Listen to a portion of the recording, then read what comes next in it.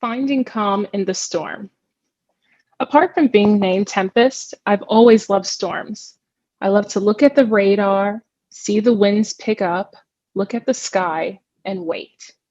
Sometimes you can see the storms coming, and other times you hear them first. At times you can grab your raincoat and your boots. Other times it comes quickly, unexpectedly, and you're holding your jacket over your head, running for the nearest shelter. While 2020 has definitely transcended a simple number or year, apart from the obvious, it also holds the record for major named storms.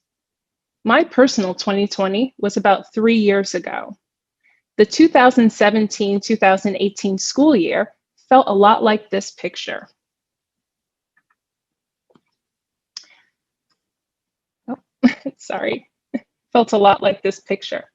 3 storms, 3 trials in rapid succession. The lessons I learned then helped me for the trials that I face now. The first storm. My school year started off like any other. September 4th, I reported for my first day back. I organized my room, gathered textbooks, and updated my grade book. Everything was going well for about 2 whole days. My father, who lives 3 hours away in Pennsylvania, had suffered a stroke.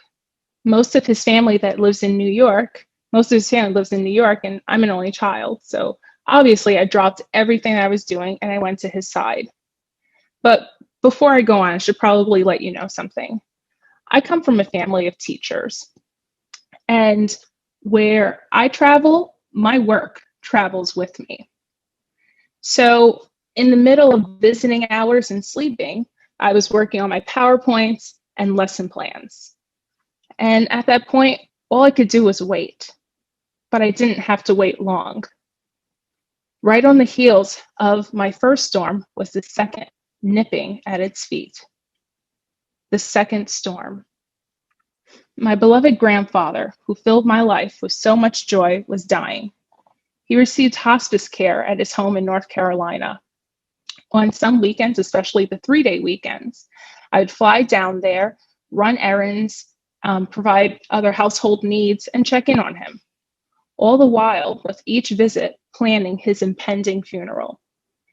Not 2 months into the new school year, my grandfather passed away, and I took time off to mourn him. However, like I mentioned before, where I travel, my work travels with me. During that time, I brought my textbook and laptop with me and continued to work. In retrospect, I probably thought that my class and world would fall apart if I took just one day or just 1 week really, to mourn my grandfather. With everything falling apart, naturally, I clung to the one thing I still had control over. However, like the initial picture, unbeknownst to me, the third storm was rapidly approaching. Everything was going fine and seemed to be getting back to normal for about 3 weeks. I had not felt 100% for some time, but with everything happening, I put my health on the back burner. Subsequent visits to the doctor and other specialists revealed that I had 2 sizable but fortunately benign tumors. The smaller being the size of a lime, and the larger was initially thought to be described as the size of a baby's head, but then they later said was closer to the size of a child's head. But due to the impact on my surrounding organs, it was best that I had surgery right away. However, my recovery would take 5 weeks. 5 weeks! How could I miss out on 5 weeks of work? How could I take more time away? I'd already taken off time to deal with family matters and my health. How could I oversee my students' progress? How could I prepare them for the Regents? Is there something that you check off with in Danielson that you're having personal issues, so, be kind?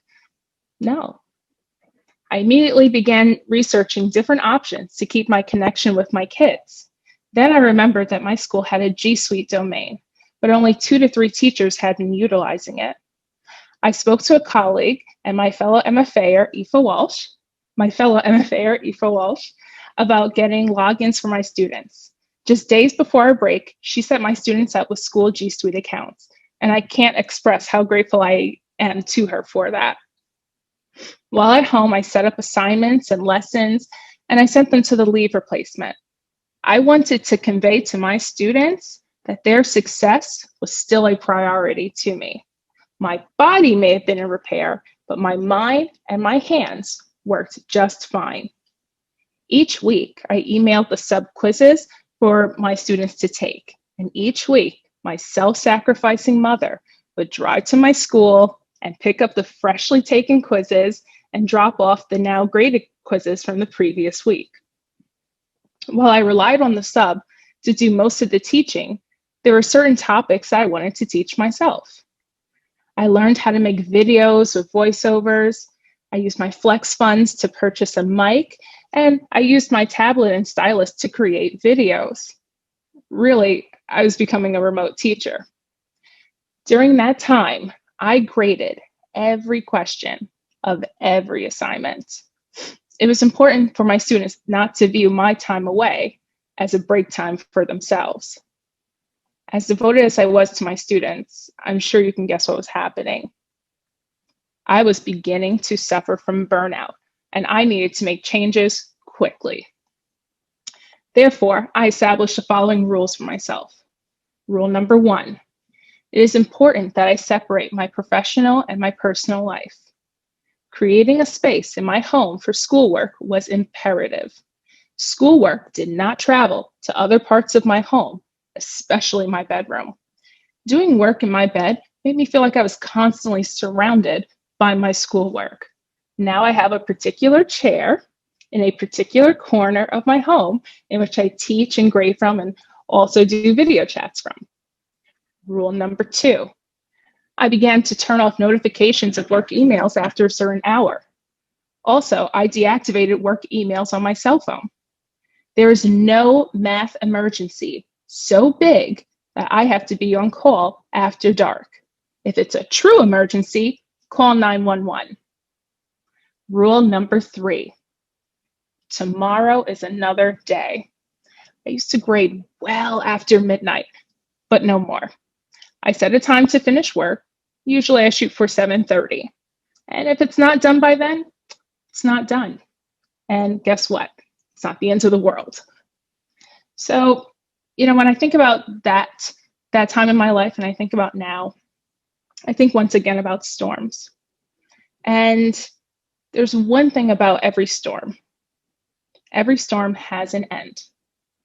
Eventually, the winds die down, the rain stops, and the sun comes out. My grandfather used to say, you can handle anything for a little while, and the school year is just a little while. Thank you.